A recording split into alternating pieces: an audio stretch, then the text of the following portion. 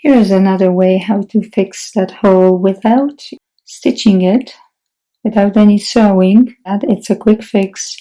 Yes, you can do it, but you will require to have some interfacing on hand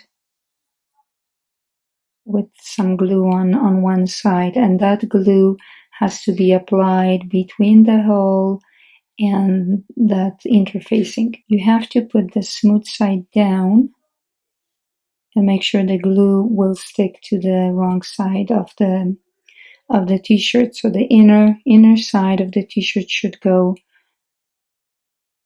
on top of the glue. And now you have to play with that hole. You have to adjust it, pull it in, press it in as much as you can to make it smaller and smaller.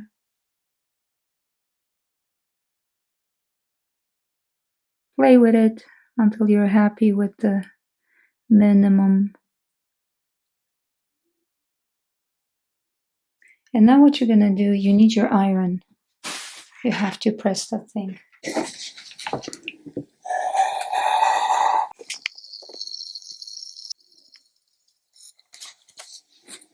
So the hole is here. Like I said, it's a quick fix. You can do it, of course.